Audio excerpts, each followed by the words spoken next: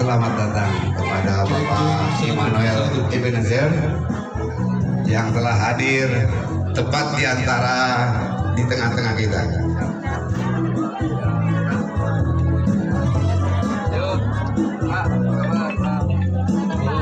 Baik, selamat datang. Siap. Ya, itu.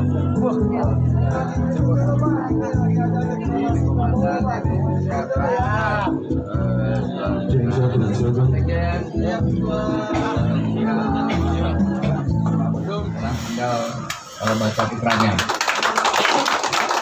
Satu. Kami berjanji. Siap menjadi pengurus DPC Prabowo Mania. 08 Kabupaten Bogor, Provinsi Jawa Barat, periode 2023-2026. Kami berjanji siap mengembangkan Prabowo Mania 08 di seluruh wilayah Kabupaten Bogor. Kami berjanji akan loyal pada pimpinan, organisasi, serta menjalankan anggaran dasar dan anggaran rumah tangga, organisasi, serta peraturan organisasi lainnya. Bogor, 23 Mei 2023. Ketua DPC Kabupaten Bogor. Selamat berjuang Pak Gun, Pak Tuan. Semoga 2024 Prabowo menang. Amin.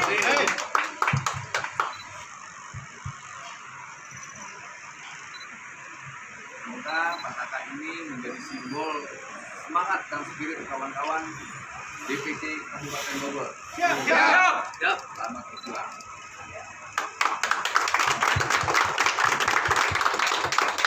Selamat 2024.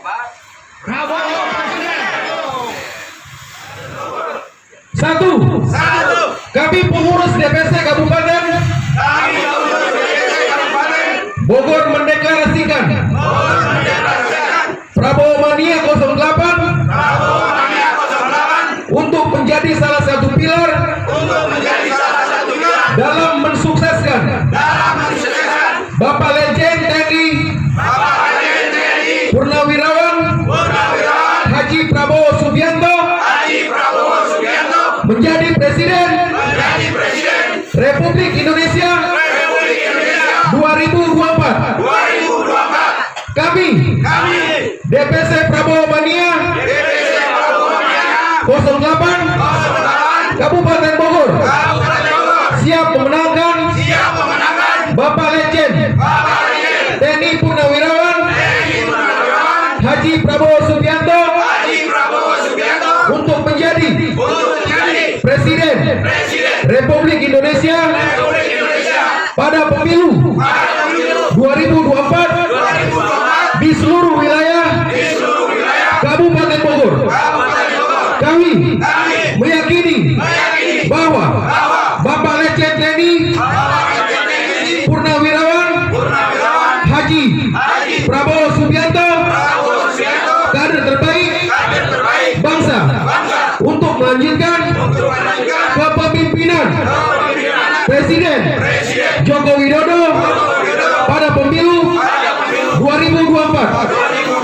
Kepada seluruh masyarakat Kabupaten Bogor, mari bersama Prabowo Mania 08 untuk bersama-sama memenangkan Bapak Legend TNI Purnawirawan Haji Prabowo Subianto demi demokrasi, NKRI, Bhinneka Tunggal Ika, Pancasila, dan Undang-Undang Dasar 1945. Demikianlah deklarasi Prabowo Mania 08 Kabupaten Bogor. Semoga Allah Subhanahu wa Ta'ala, Tuhan Yang Maha Esa, meridhoi perjuangan kita. Amin.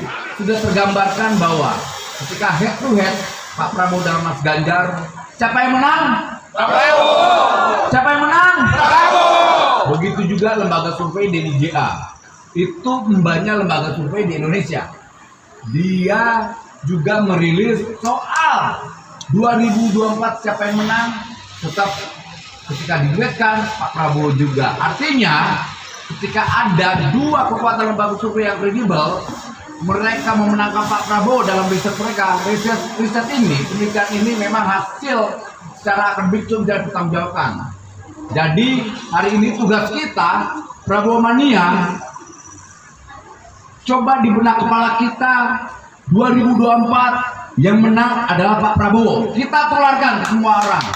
Kita tularkan ke tetangga kita tularkan ke saudara kita tularkan di kantor-kantor kita. Mulai detik ini di benak kepala kita siapa yang menang, kawan-kawan? 2024 siapa yang menang? Oke, jadi sekali lagi ke depan ini tidak lagi kita menyebarkan kebencian. Ingat, pesan Pak Jokowi, saya sebagai pendukung Presiden Jokowi, sebagai Ketua Umum Jokowi Mania, hari ini mendukung Pak Prabowo. Ini menjadi energi dan semangat baru. Dan kemudian tidak lama lagi para pendukung Jokowi yang militan itu akan hijrah besar-besaran untuk mendukung Pak Prabowo juga. Jadi 90% pendukung Pak Jokowi itu akan all out mendukung Prabowo 2024 Presiden. Luar biasa. Jadi semangat ini tetap kita jaga. Jangan sedikit kendor, atau dalam bahasa kita jangan kasih kendor. Gaspol 2024 Prabowo Presiden. Jangan mau kalah kita dengan para sesepuh kita. PPI ini udah pada turun gunung nih. Ada Mayor Jenderal Denny, ada Pak Ruslan, Pak Suyadi dan semuanya. Mereka punya tanggung jawab besar terhadap perubahan untuk 2024. Ini bukan soal mendukung siapa, bukan siapa mendukung siapa, tapi ini persoalan tanggung jawab moral bangsa ini mau kemana ke depannya. Kita tidak mau lagi pemerintahan atau kekuasaan di 2024 nanti didikte oleh yang namanya oligarki. Kita tidak mau yang namanya mafia pangan mendominasi di republik ini. Jangan sampai lagi yang namanya demokrasi kita dibajak oleh elit-elit yang tidak bertanggung jawab dan mentalnya korup. Kita sudah muak dengan namanya mafia tanah juga. Saya yakin semoga Pak Prabowo yang punya latar belakang TNI, kemudian juga Kopassus, komando pasukan khusus itu komando elit di institusi TNI, saya yakin beliau punya integritas. Pak Prabowo tidak ada lagi yang kiranya secara manusia, soal harta beliau sudah cukup, soal jabatan saya rasa sudah juga selesai. Manusia ini, Pak Prabowo ini orang yang sudah selesai dengan hidupnya. Jadi tidak ada lagi yang dipikirkan soal kekuasaan, duit dan sebagainya. Yang di otaknya cuma satu, bagaimana mendedikasikan hidupnya buat bangsa ini dan demokrasi. Jadi ketika ada orang menyampaikan dengan narasi-narasi yang kotor, jangan kita kasih diam. Karena nanti ada skenario narasi yang akan digalang opini untuk sekiranya merusak citra Pak Prabowo. Pertama, Pak Prabowo harus kekuasaan. Kalau dibilang harus kekuasaan, ternyata ingat, Pak Prabowo masuk dalam kabinet Pak Jokowi itu bukan atas permintaan Pak Prabowo, itu atas permintaan Pak Jokowi. Dengan pertimbangan apa? Dengan pertimbangan agar 2024 nanti bangsa ini bisa bersatu. Artinya ada yang namanya rekonsiliasi. Kedua, soal Pak Prabowo dinarasikan, Pak Prabowo itu sudah tua. Ingat, satu-satunya orang tua di atas umur 70 tahun yang berani naik yang namanya F-16. Itu luar biasa. Dia mengkilatkan F-16. Kedua, tua itu bukan menjadi ukuran kekalahan, tapi tua itu menjadi ukuran kematangan dalam berpolitik dan dewasa dalam menentukan pilihan-pilihan terbaik buat bangsa ini. Dan narasi ketiga, soal pelanggaran HAM. Ingat, pelanggaran HAM ini harus dipahamin, ini menjadi narasi besar juga yang disampaikan oleh kawan-kawan saya yang dulunya sama-sama di 98. Saya sampai detik ini masih ketua umum Ikatan Aktivis 98. Dan saya tahu sekali kondisi itu saat itu dan bagaimana posisi Pak Prabowo. Pak Prabowo adalah korban fitnah, keji, entitas yang tidak menginginkan Pak Prabowo untuk maju ke depan. Dan kemarin saya juga diskusi dengan kawan-kawan aktivis 98 dan juga aktivis HAM. Mereka marah. Kenapa setiap 5 tahunan persoalan HAM ini diangkat? Dan mereka yang mengangkat persoalan isu HAM ini dianggap mereka adalah sebaliknya, mereka adalah pelanggar HAM sebenarnya. Karena hanya 5 tahunan. Dan itu lucunya, kalau adanya Pak Prabowo, setiap ada Pak Prabowo pasti isu HAM yang dinaikin. Nah, artinya mereka yang meneriakkan persoalan-persoalan HAM ini justru mereka lah yang melakukan pelanggaran HAM berat sebetulnya. Jadi itu bisa kita tolak juga narasi yang itu. Dan tidak kalah penting lagi, Pak Prabowo bukan petugas partai. Pak Prabowo adalah petugas rakyat yang ditugaskan dan dimandatkan oleh rakyat Indonesia untuk memimpin 2024. Jadi, sahabat-sahabat semua, sahabat-sahabat Prabowo Mania, jangan pernah kendor dalam perjuangan ini. Sekali lagi di benak otak kita selalu menularkan bagaimana ketika kita ketemu dengan sahabat-sahabat kita, tetangga kita, saudara kita, teman kantor dan sebagainya, bahwa ingat besok Pak Prabowo menang. Tularkan terus, jangan pernah berhenti. Karena kalau sampai berhenti, itu juga kawan-kawan sedikit mengurangi energi kemenangan. Jadi setiap hari kayak saya tiada hari tanpa memakai kaos ini. Kemanapun saya pergi selalu memakai kaos ini. Agar apa? Rakyat tahu bahwa 2024 nanti yang menang itu Pak Prabowo. Walaupun saya yakin kemenangan itu tetap harus diridhoi oleh Tuhan. Kita harus tetap berdoa. Jangan juga kita takabur atau juga kita mendahului Tuhan. Itu tidak baik juga.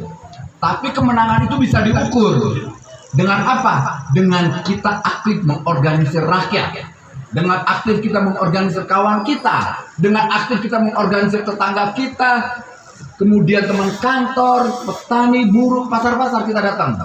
Jelaskan. Karena hari ini Pak Prabowo juga dinarasikan Pak Prabowo itu orangnya galak. Ternyata ketika saya ketemu dengan beliau sangat friendly. Orangnya sangat bersahabat.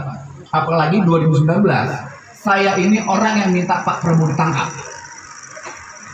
Saya tanya, Pak Prabowo, saya ini yang minta Anda waktu 2019 tangkap. Beliau menjawab sangat sederhana, dan itu bagus. Pak Immanuel, saya tidak punya energi untuk bicara masa lalu. Dan inilah pemimpin. Pemimpin yang baik adalah bisa tentang masa depan dan berani melupakan yang namanya masa lalu. Itu yang namanya pemimpin. Dan itu ada di Pak 2024. Terima kasih karena semangatnya hari ini luar biasa.